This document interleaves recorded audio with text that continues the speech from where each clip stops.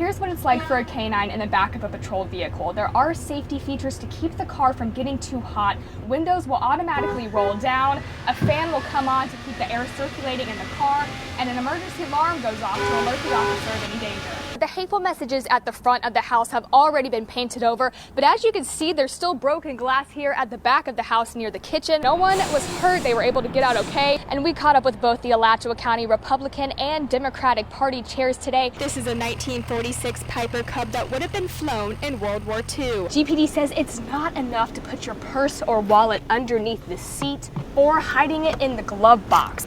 But if you have to keep something valuable in your car, GPD recommends locking the door and closing the trunk. And I'm actually here with one of the creators right now, Raymond Rawls. Raymond, can you tell me what we have here? Students worry about looking uncool, but GPD says helmet head is worth it. And I think we kind of look alike, right? I could see it. This book, Clinton Cash, is already on the shelves of the Alachua County Public Library, but this book, Clinton Cash, a graphic novel, got denied. But if they wanted an extra layer of protection, they'd pick up one of these out of their trunks. Sit. There we go. Good boy.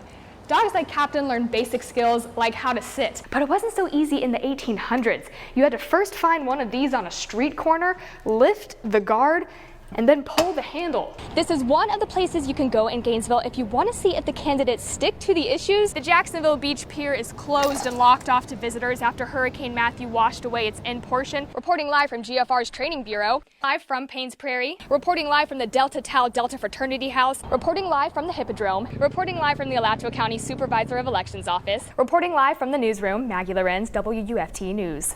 I got to hear the story of one family who lost everything. Just days after Hurricane Matthew destroyed parts of Florida's East Coast, people started returning to Jacksonville Beach in an effort to move forward. That's all you can do, you know. Among the clusters of sunbathers and surfers, one family came to the beach for a different reason. My landlord had called us yesterday, and said, don't even bother coming back. They have nowhere else to go. It's destroyed. Patrick Verway and his wife Nancy and son Kevin moved down from Pennsylvania just a couple months ago. Moved here to start a new life and be by the beach. And now I'm by the beach. And my new life has got to start right from the bottom again. Their rental home in Mayport was torn apart by the storm. Verway says all that was saved was what they could carry, including their 2 pet bearded dragons. 1 bag, 2 bags, 3 bags, a couple books, these pillows, that's it. That's it. With their neighborhood closed, they came to the beach to reflect. Actually seeing people walking around and getting back to their normal routine is actually comforting. And people were going back to their normal routines, some collecting whatever they could find buried in the sand. Silver and gold, that's what it's all about. That's what it's all about. And some collecting the broken pieces of a treasured landmark. The Jacksonville Beach Pier is closed and locked off to visitors after Hurricane Matthew washed away its end portion, but some beachgoers are still seizing the opportunity to grab some souvenirs. I'm going to take this one home and cut it in half and make some shelves out of it. Now that they're displaced, Verway and his family have no use for pier debris. But like the wreckage hunters, they're trying to sift out the positives. Your situation is never truly hopeless. My family's safe and we're all alive and the dragons are safe. So, yeah, thankful for that. I'm sure a lot of people went through a lot worse than we did. Verway says he doesn't really know in the short term what will happen to his family, but he says ultimately they want to try to get back to Pennsylvania, where they're from and where they have family. Stephanie, Sarah, the hateful messages at the front of the house have already been painted over, but as you can see, there's still broken glass here at the back of the house near the kitchen. All of this happened over a weekend when post-election tension was running high in Gainesville.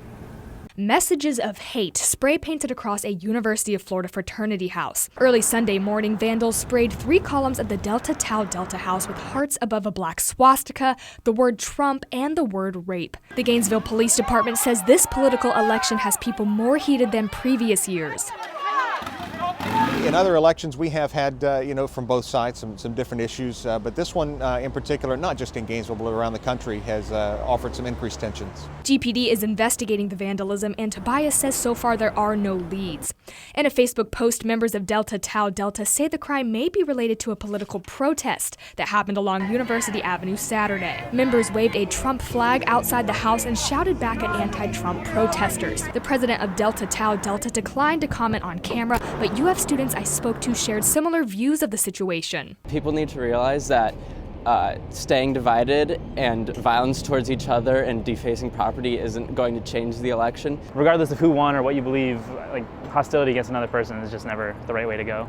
Responding to something you don't agree with more violence and vandalism and hateful symbols, especially if the pro-Trump group wasn't doing anything to incite more violence, isn't really the right way to go about. UF President Kent Fox released a statement on Twitter saying he denounces all symbols that hurt or disparage. GPD estimates the damage to be about $1,400. In the state of Florida, criminal mischief becomes felony if the total damage exceeds $1,000. GPD is urging anyone who has information on the vandal's identity to contact them. Reporting live from the Delta Tau Delta Fraternity House, Maggie Lorenz, WUFT News. He's widely known, and everyone he's met seems to have a favorite story about Father Rene. Still looking for answers in the disappearance of Father Rene Robert, the North Florida communities he touched are turning to prayer.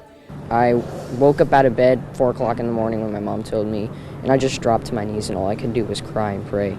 15-year-old Elijah Bishop organized last night's vigil in Clay County. Bishop says while he's preparing for the worst, he's hoping for the best. Among those who knew the 71-year-old priest, Father Rene is famous for his sense of humor, always wearing sandals, and often sporting a New York Yankees cap.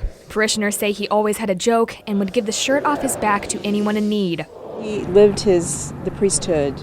He took it as it should be. Last November, we caught up with Father Rene on Veterans Day. He urged a 91-year-old retired priest and World War II veteran to return to the skies for the first time since serving in the military. He pretty much stays to himself, and unless someone invites him to do something, he doesn't go anywhere except to go to the doctors or the dentist or something else like that. Father Rene told me that he made a point to visit retired priests because often they don't have a lot of family looking after them. Figure maybe when I get my 90s, I'll have somebody looking after me. But Father Rene was also dedicated to volunteering in the deaf community. He was fluent in American Sign Language and taught at the Florida School for the Deaf and Blind in St. Augustine. Reporting live from the newsroom, Maggie Lorenz, WUFT News.